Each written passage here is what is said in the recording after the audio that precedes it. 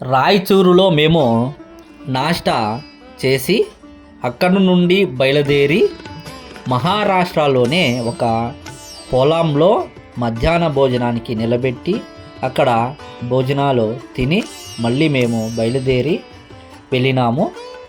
Next వెళ్ళినదే పండరీపురానికి. పండరీపురంలో మేము దిగిన తర్వాత స్నాన గదులు ఇక్కడ ఉండడంతో మేము ఇక్కడ స్నానానికి వెళ్తున్నాము.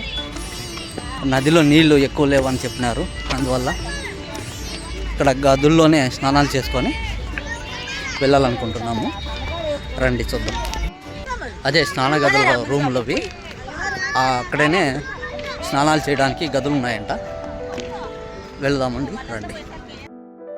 మేము పండరీపురంలో దిగి అక్కడి నుండి ఆటోని మాట్లాడుకొని దేవస్థానానికి దర్శనానికి వెళ్ళినాము. ఆటో వారు 5 దేవస్థానాల దర్శనానికి ఒక్కొక్కరికి 150 రూపాయలు ఛార్జ్ చేసినారు. పాండురంగన స్వామి దేవస్థానము తర్వాత మిగిలిన దేవస్థానాలని మాకు దర్శనం చేపించడానికి వారు 150 రూపాయలు సాయంత్రము నైట్ వెళ్ళినప్పుడు వాళ్ళు వచ్చినారు. తర్వాత పొద్దున కూడా వాళ్ళు వచ్చి మమ్మల్ని దేవస్థానాలకి పిలుచుకొని వెళ్ళినారు. వారు ఒక్కొక్కరికి 150 రూపాయలు ఛార్జ్ చేసినారు. దేవస్థానం లోపలికి మొబైల్ కానీ తర్వాత ఏదే విధంగా అయినటువంటి కెమెరాలు కానీ అలో లేదు. అన్నీ అక్కడ మొబైల్లో పెట్టుకోవడానికి మనకి లాకర్స్ ఉంటాయి. అందులో మనము మొబైల్ ఇచ్చేసి వారికి ముందరికి వెళ్ళాల్సి ఉంటుంది. వారు ఒక్కొక్క మొబైల్కి 10 రూపాయలు ఛార్జ్ చేస్తారు.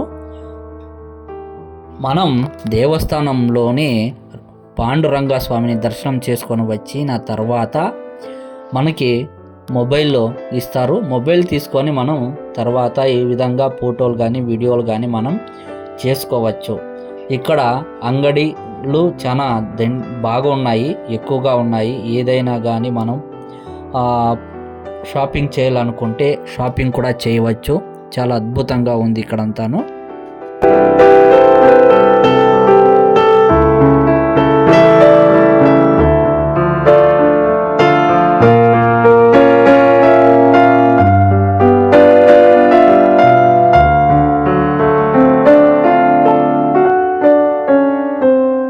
పండరాపురంలో పాండురంగ స్వామి దేవస్థానం పక్కలో మనకు ఎక్కువగా పాతబడిన బిల్డింగ్లే మనకు కానొస్తాయి.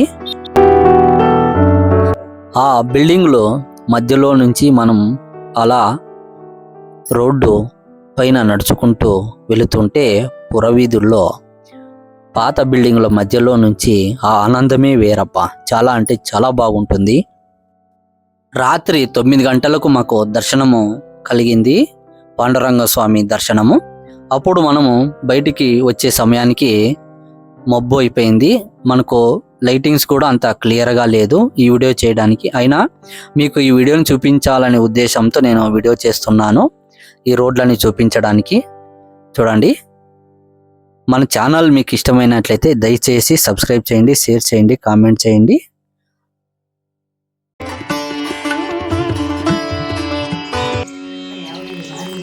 దీపాలు పెట్టడానికి ఇక్కడ వచ్చిన భక్తులు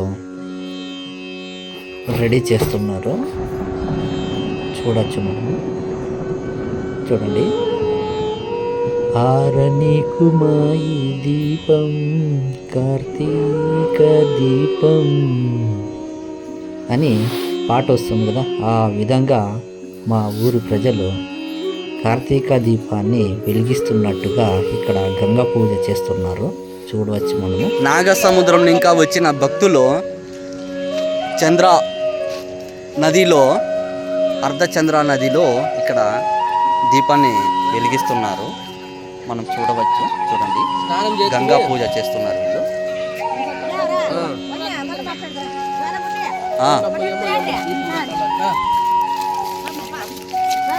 దీప్ మిర్సేకి పోతున్నాం. చూడ అట్లా చూడండి.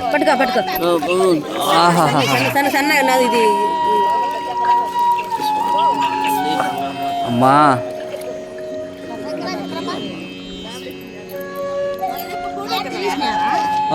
దా.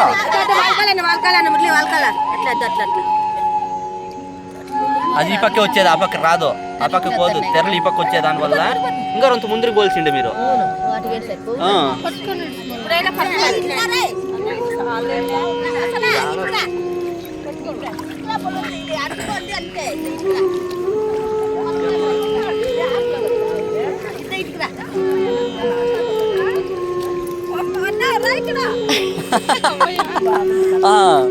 తీసినాను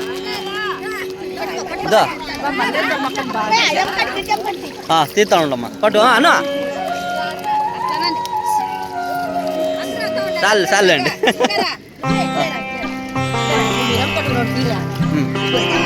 అమ్మా అనండి ఈ మొక్కలు ఈ పక్క చూపిండి కొంచెం.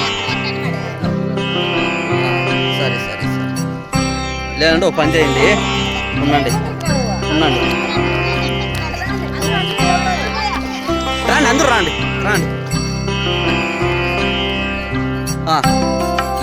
అక్కడి నుంచి తీసుకొని వస్తాను. చూడండి మా ఊరి ప్రజలు, నాగసముద్రం ప్రజలు వీళ్ళంతాను గంగా పూజ చేసినారు. చూడండి అర్ధచంద్ర నదిలో అనండి, కిందకి అనండి అవి అట్లా.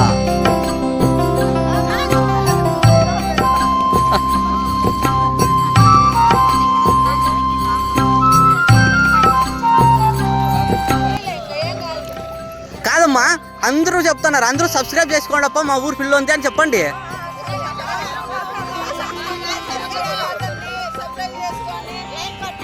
షేర్ చేయండి.